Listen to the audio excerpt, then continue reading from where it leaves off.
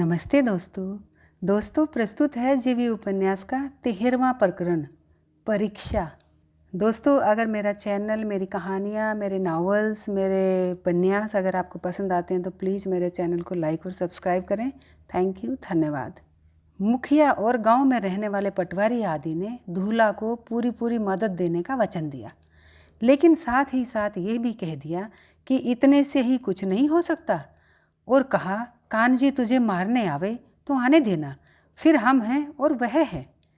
और इस प्रकार जो बात अब तक युवक युवतियों तक ही सीमित थी, उसकी चर्चा अब वृद्धों में भी होने लगी। कान्जी के कान में भी ये बात आई।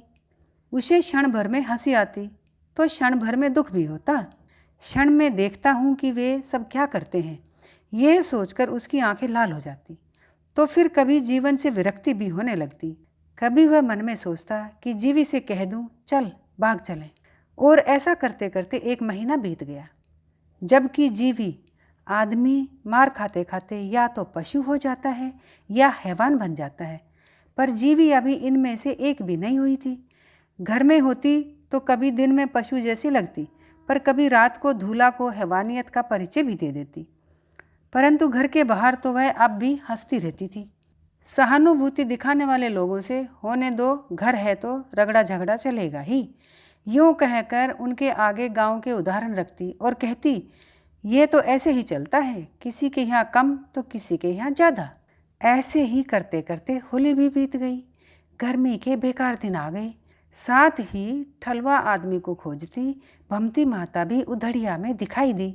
पनघट पर गई एक युवती सिर पर जहर लेते ही कांप गई। जहर जमीन पर गिर पड़ी। औरतें घबरा गई। पानी भरने आए हुए 2-3 आदमियों ने उसे बाहां पकड़कर उठाया और गांव में पहुंचाया।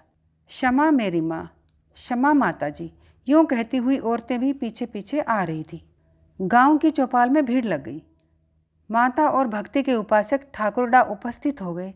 धूप दीप करके माता के आगे साफा उतारकर सवाल किए, बोलो मेरे स्वामी, आप कौन देव हैं? मुझ गरीब के घर में आपने सोने के पैर क्यों रखे हैं माँ? बड़ी देर तक खेलने के बाद वह युवती बोली, अरे हम तो मोती छड़ा देव हैं, मैं पहले ही से न्योता देने आई हूँ। मेरे दूसरे साथी पीछे आ रहे हैं। गांव में चौकी सजाओ, पखावत चढ़ाओ, हमें खेलना है। 2 दिन खेलकर हम अपने रास्ते चले जाएंगे। गांव में कोई रोग फोग हो या और जो कुछ हो सो सब उस समय कहना, अरे हम दूर कर देंगे। अच्छा मेरी माँ, हमारे ऐसे भाग कहाँ जो बिना पुकार और बुलावे के आप पधारें। जीवा भगत नाम के एक ठाकुरडा ने कहा।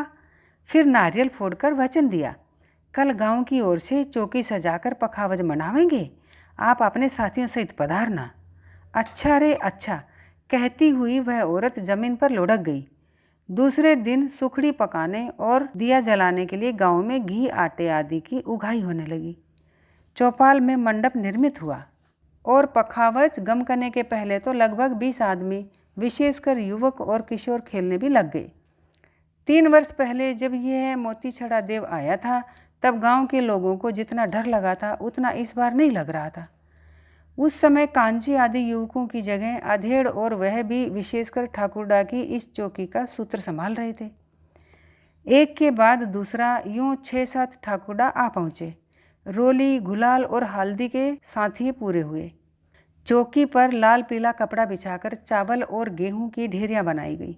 ऊपर लोटा रखा गया। लोटे के ऊपर नारियल रखकर कलावे का हार पहनाया गया। दोनों ओर 2 नंगी तलवारें रखी गई। दीवट पर घी का दीपक रखा गया और इस सब के आगे अग्नि भरा कुंड रखा गया। जीवा भगत ने होठों की फड़फड़ाहट के साथ धूप डालना शुरू किया। देखने वाले को अंदर इस चौकी के पास बैठे 5-7 व्यक्तियों को देखते ही कुछ भय सा लगता। इन सब की पोशाक लगभग एक सी थी। घुटनों तक की धोती और लंबे बालों पर 2-3 आंटे दिए हुआ साफा, जबकि जीवा भगत तो खाली धोती ही पहने थे। उनकी कुछ नशीली आंखें भय उत्पन्न करने वाली थी। लेकिन असली चहल पहल तो उस मंडप के बाहर दरवाजे से लेकर बड़े चौक तक हो रही थी। दरवाजे के आगे दूसरे भक्तों के साथ 25 जवान पखावज और झांझ मंजीरे की झड़ी लगाते बैठे थे। एक और मुखिया और गांव के अन्य 15-20 आदमियों का भी जमाव था। दूसरी ओर औरतों और बच्चों का ठठ जमा था। सामने के मैदान में 20-25 आदमी, जिनमें कुछ हाथ हिलाते तो कुछ पूरे अंग को कपाते थे, शराब पिए हुओं की भांति लड़खड़ाते हुए हुस हुस करते खेल रहे थे।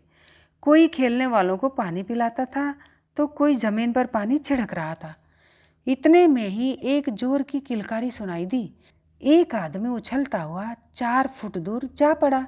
दूसरे ही क्षण एक भयंकर हुक्कारे के साथ खड़ा होकर वह धरती हिलाता और उस टोल को घेरता हुआ चक्कर खाता घूमने लगा।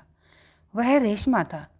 उन भक्तों में से एक ने कहा कि इसमें आया हुआ देव उस सारी फौज का कोतवाल है। टोल को अपने घेरे में रखता और उर्द के दाने फेंकता हुआ रेशमा इतनी ज़्यादा जोर से घूम रहा था कि यदि कोई उसकी चपेट में आ जाता तो धूल चाट जाता। काफ़ी देर तक खेल लेने के बाद रेशमा और 2 बड़े भक्त चौकी के आगे लाए गए। तीनों जने इतने जोर से खेल रहे थे कि कमज़ोर दिल वाले तो उनको देखने की हिम्मत ही नहीं कर सकते थे। काफ़ी देर तक खेलने के बाद रेशमा ने पखावजादी बंद कर दिए। पूछा, अरे कुछ मांगना है? कह डालना, जो कुछ हो सो। दुखियों के दुख निवारण कर दूंगा रे। तुम नहीं करोगे तो और कौन करेगा मेरे मालिक? जीवा भगत ने कुंड में धूप की चुटकी डालते हुए कहा। दरवाजे के आगे लोगों का ठठ जमा था। कांजी आदि युवक भी भीतर आ गए थे। तो कह डाल अपना दुख, कहकर रेशमा फिर जोर से खेलने लगा। पीछे से उन दोनों ने भी अनुकरण किया। हाँ रे, जो तेरा दुख हो सो गा डाल। मेरे माँ बाप, हमारा दुख क्या तुमसे छिपा है? तुम तो।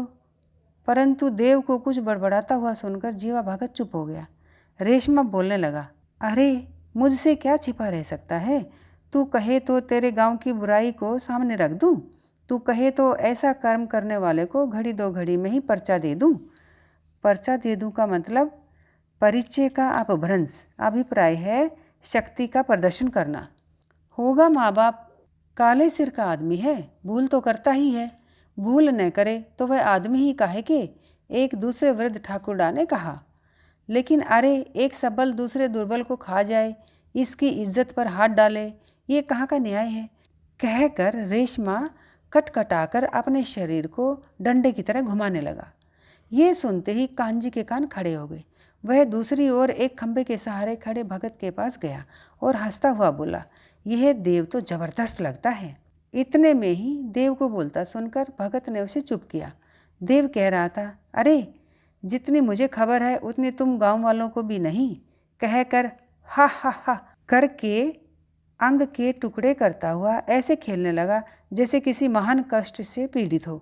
कुछ देर बाद कहने लगा, बोल रे भगत। जीवा भगत से ही कह रहा था, कह डाल, ऐसे लुच्चों को दंड दूं या क्षमा कर दूं, कह दे। कान्हजी की आंखें तन गई।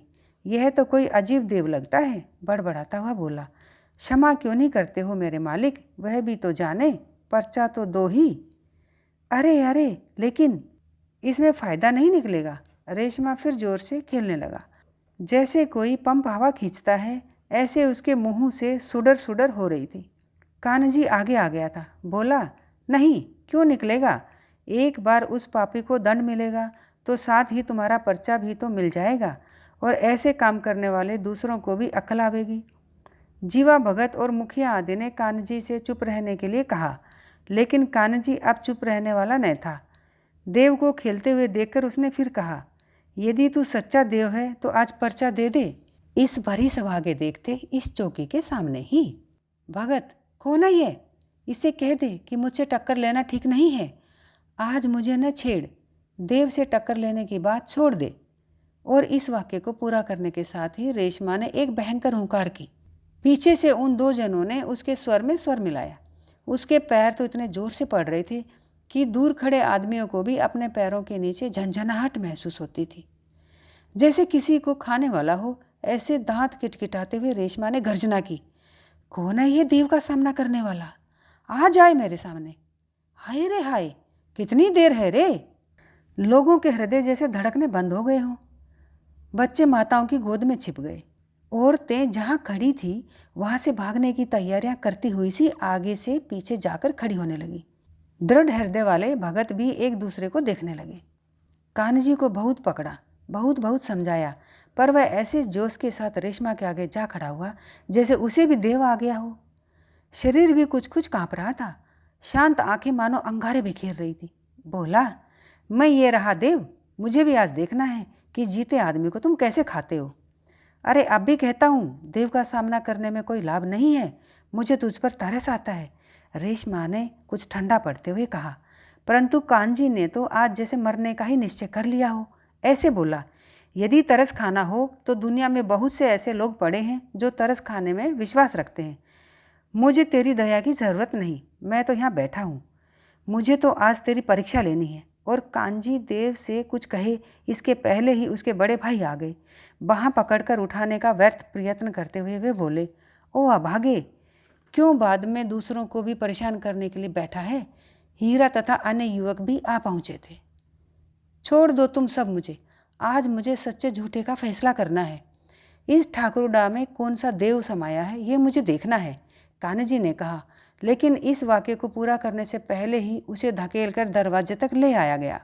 लेकिन तुझे परीक्षा लेनी हो तो ले लेना, अब तो तू घर चल, अभी तो ये 2 दिन तक खेलेगा, हीरा ने कहा। कान्हजी शांत होता हुआ बोला, लेकिन तुम मुझे यहाँ क्यों खींच लाए हो। उस देव से मुझे यही कहना है कि यदि वह सच्चा देव होगा तो गले में धधकती जंजीरें पहन लेगा। हाँ हाँ, लेकिन अब यह सब शाम को करेंगे, अभी तो खाने के लिए घर चल, अंदर से बाहर निकलते हुए भगत जी ने कहा। मुखिया ने भी यही कहा और यूं एक के बाद एक सब बाहर निकले। खेलते हुए व्यक्ति भी इस हो हल्ले में शांत हो गए थे और घड़ी भर में तो जीवा भगत के 2-3 चेलों के अलावा सब खाना खाने चले गए। खाने के लिए तो सब गए, पर शायद ही किसी ने पेट भरकर खाया हो। जहाँ देखो वहाँ यही चर्चा हो रही थी। कोई कहता था, आज या तो कुछ विचित्र घटना घटेगी या देव कांजी को पागल कर देगा। तो इन सब बातों से अनजान लोग आंख फाड़कर पूछते, क्या कहते हो, क्या कान्हा ने देव का सामना करने की ठानी है। बेवकूफ़, क्यों अपने आप आग में कूदता है। और बहुतों ने तो उसे समझाया भी, कान्हा क्यों अपने आप मृत्यु का ग्रास बनता है।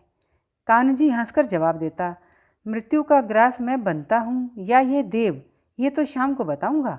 या तो इस देव को इस गांव से समूल निकाल दूंगा या मैं मर जाऊंगा, पर आज मैं छोड़ूंगा नहीं। और बड़बड़ाया, साला ढोंगी। लेकिन अरे, ये जो छोटे बच्चे खेलते हैं, इनमें ढोंग काहे का, जरा तो सोच। वह मथुरा और लाला तो तेरे ही गुटके हैं ना, और उस धूलिया नाई को तो गाने के साथ घूमना भी नहीं आता। वह क्यों खेल रहा था, किसी देव का प्रभाव होगा तभी ना। परंतु इस सब का जवाब तो कांजी के पास तैयार था। ये साले तो पखावज और मंजीरे की धुन में खेलते हैं। मैं ऐसे नंगे देव में विश्वास नहीं करता। हाँ, यदि गरम जंजीर गले में डाल लें तो जानूं। फिर कांजी की भाभी तो रोई भी। तुम्हारे जैसे बाबा जी को क्या, देव रूठ जाएं तो मेरे एक बैल या भैंस को मार दें तो भीख तो मुझे ही मांगनी पड़ेगी ना। लेकिन तुम्हारी भैंस या बैल ने तो देव का कुछ बिगाड़ा नहीं है। बिगाड़ा भी है तो मैंने ही बिगाड़ा है, और मैं तो इसके लिए तैयार ही बैठा हूँ। इस प्रकार कहते कांजी को चुप करते हुए बड़े भाई बोले, नहीं भाई नहीं, अपने को ऐसा कुछ नहीं करना। ढोंग होगा तो भी अपना कपाल फोड़ेगा, हमें इससे क्या, तू खाकर जा। वे जो पूले हैं उन्हें खलिहान में डाल देना, मैं पीछे से बैल लेकर आता हूँ। लेकिन तुम इतने ज़्यादा क्यों घबराते हो बड़े भाई, यह साला कोई बाघ तो है नहीं जो खा जाएगा। और सच्चा देव क्या ऐसे गुस्सा थोड़े ही होता है, उसका हृदय तो बड़ा उदार होता है। हृदय उदार नहीं है, यही तो खतरे की बात है। न हमें पखावज में जाना है और न परीक्षा लेनी है, तू अपने खलिहान पर जा। आज पहली बार कांजी ने बड़े भाई के सामने क्रोध किया। तुम कुछ भी कहोगे तो भी आज मैं पीछा नहीं छोड़ूंगा। या तो ये है देव सच्चा निकलेगा या मैं, मुझे इसका निश्चय करना है। और यूँ कांजी टस से मस न हुआ तो नहीं हुआ। घर से उठकर भगत जी के यहाँ गया। गांव के लोगों को जानने वाले भगत जी ने भी सलाह दी, मरने देना कांजी, आज के बाद गांव में यदि कुछ होगा और ये सब ठहरे बड़े परिवार वाले आदमियों को, नहीं तो अंत में ढोरों को ही कुछ न कुछ होगा।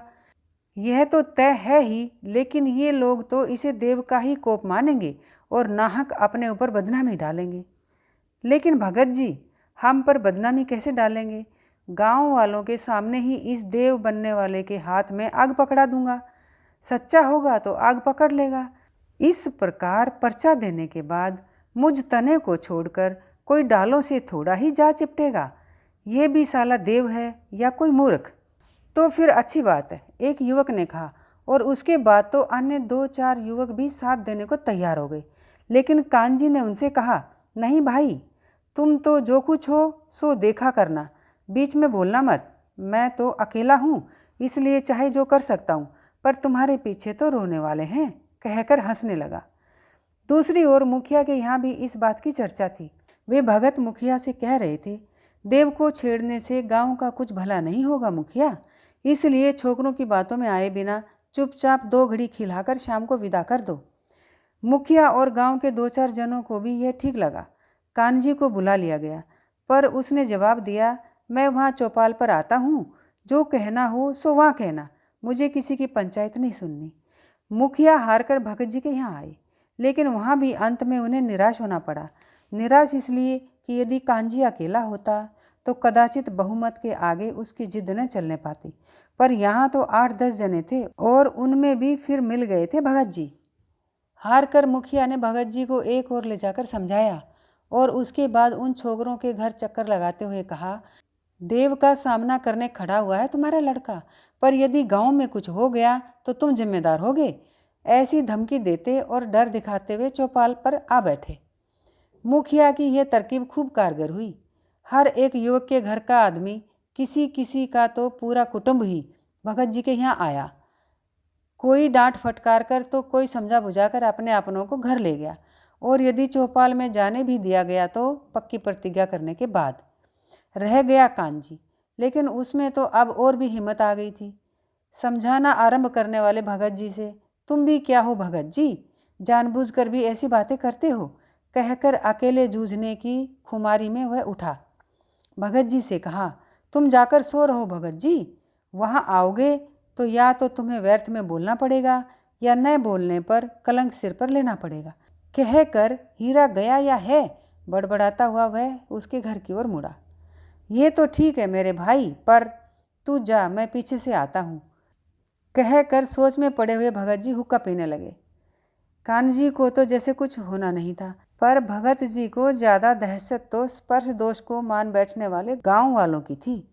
इसके अतिरिक्त भगत जी को बड़ा भारी खतरा तो यह था कि या तो उन देव भक्तों के साथ मारपीट हो जाएगी या आमने सामने तलवारें खिंच जाएंगी। इतने में ही उसकी नज़र घर से बाहर आती जीवी पर पड़ी। भगत जी एकदम खड़े हुए, थूकने के बहाने औलाती के नीचे आकर जीवी से पूछा, क्या चौपाल जा रही हो? हाँ, कहकर जीवी ने घूंघट जरा और नीचे सरका लिया। भगत जी भी आगे आगे चलने लगे। फिर क्या हुआ भगत काका? जीवी ने पूछा। किसका री? भगत जरा धीमे पड़े। देवों के गले में कुछ जंजीरें डालने की बात थी ना। औरों को तो उनके सगे संबंधी समझा बुझाकर ले गए, पर उस जिद्दी को कौन समझावे? उसे समझाने वाला है भी कौन? नाहक पूरे गांव की आंख का काटा हो जाएगा। देख, अभी तो हीरा के यहाँ माथापच्ची करता हुआ सुनाई दे रहा है, लेकिन वह ऐसा नहीं जो किसी की माने, कहकर भगत जी ने कह ही डाला, तू जा तो सही वहाँ, सुन तो सही क्या कहता है। कहकर चुप हो जाने वाले भगत जी ने कह ही तो डाला, तू कहना तो सही, मान जाए तो अच्छा है, मुझे यकीन है कि वह तेरा कहना जरूर मान लेगा। जीवी बेचारी देवों को मानती थी, इसलिए कांजी से मिलने का अवसर खोज रही थी। किसी की परवाह किए बिना ही वह हीरा के घर की ओर मुड़ी, लेकिन सबके सामने वह कहेगी कैसे? यह सोचकर वह हीरा के घर के कोने में ही, जैसे हृदय में लगा दुख का कांटा पैर के तलवे में आकर कसक रहा हो, ऐसे कांटा निकालती खड़ी हो गई। इतने में ही कांजी को कहते सुना, तुझे न आना हो तो ठीक है हीरा, पर मैं तो ज़रूर जाऊंगा। और दूसरे ही क्षण वह दरवाजे से बाहर निकला। जीवी को देखकर कुछ ठिठकता हुआ सा आगे बढ़ा। जीवी बोली, कहाँ जाते हो? ठहरो, मुझे तुमसे कुछ बात, मिलना किसी दिन, कहकर कानजी मस्ती से आगे बढ़ा। यह तो ठीक है, पर आज यदि चौपाल में जंजीर फंजीर की खटपट की तो तुम्हें मेरी सौगंध है, मेरा लहू पीना हो तो ऐसी खटपट करना, कहकर जीवी ने कांजी की ओर एक नज़र डाली और हीरा के घर की ओर चल दी। कहने की आवश्यकता नहीं कि कान्हजी मन में झुंझलाया तो खूब था, पर उसने जंजीर की कोई बात नहीं चलाई। प्रत्युत इसके बाद उसने हाथ में पखावज ली, हथौड़ी से ठीक ठाक करके खुले हाथ से बजाने लगा। आसपास बैठे युवकों से कहा, अरे एक तान और एक राग में भजन गाना, फिर देखना कि माता के भक्त 3-3 दिन को खाट में पड़ते हैं कि नहीं। कहकर भजन उठाने से पहले खेलने वालों की ओर नजर डाली। सवेरे की अपेक्षा लगभग आधी संख्या देखकर और उनमें रेशमा को न पाकर तो उससे ये कहे बिना न रहा गया, क्यों बड़ा देव दिखाई नहीं देता कहीं? वह तो गया खलिहान पर, घर में काम हो तो यहाँ सारे दिन कैसे रह सकता है? रेशमा के पट्टीदार किसान का मालिक मनारे ने कहा। लगभग आधे आदमी हंस पड़े। कान्हजी ने पखावज को ठोंकते हुए कहा, आया होता तो भी अब जंजीर तो डालनी नहीं थी। और फिर स्पष्ट किया, अरे भाई, किसी डर के कारण छिपे हो तो ऐसा न करना, जंजीर फंजीर कोई नहीं डालेगा, इसलिए चाहो तो मन करके 2 घड़ी खेल लेना। कहकर आसपास के युवकों पर फिर एक नज़र डाली। मंजीरा लिए बैठे एक लड़के से कहा, रामा, अब ये मंजीरे इस मनारे को दे, तू फिर बजाना। और फिर पखावज की एक गत बजाई। यह कहना कठिन था कि कान्हजी के हाथ बोल रहे थे या पखावज। मीठी आवाज़ में भजन उठाया, मेरे प्यारे रे मुरली बाजी तीखे स्वर से, मेरे प्यारे ओ मुरली ने मन मोहा, हमसे रहा नहीं जाता, हमसे रहा नहीं जाता, हमसे कहा नहीं जाता, मेरे प्यारे रे। कान्हजी की आवाज़ ऐसी थी कि मन को काबू में रखने वाले अच्छे अच्छे भी झूम जाते। मृदंग का ठेका तो ठेठ हृदय में जाकर लगता था। नाचने के लिए पैर जैसे सुरसुराते थे। जैसे जैसे भजन जमता गया वैसे वैसे ही गाने वाले भी रंग में आते गए। कोई कोई तो उछल कर खेलने भी लगा। घड़ी भर में तो 10 के बदले 20 आदमी खेलने लगे। भजन पूरा होते ही कान्हजी ने भगत जी से कहा, कहो तो जितने यहाँ बैठे हैं उन सबको खिलाऊं भगत जी? मरने दो, भगत जी के पास बैठे मुखिया ने हंसकर कहा। उनको तो यही विश्वास हो गया था कि चाहे जो हो, पर भगत जी के इस शागिर्द के पास कोई पक्की विद्या है। इसके बिना वह देवों के सामने इतनी टक्कर लेने की हिम्मत नहीं कर सकता। परंतु मंडप के अंदर बैठे जीवा भगत और दूसरे 7-8 ठाकुरडा कुछ मंत्रणा कर रहे थे। इन देवों के साथ उनकी माता की और साथ साथ अपने विश्वास की भी पत जा रही थी। अरे चली ही गई थी। इसलिए तो एक जने को रेशमा को बुलाने दौड़ाया गया था। जीवा भगत भी धूप चढ़ाते गंभीर बने बैठे थे। बाहर होती बातचीत को सुनकर उनके कलेजे में आग लग रही थी।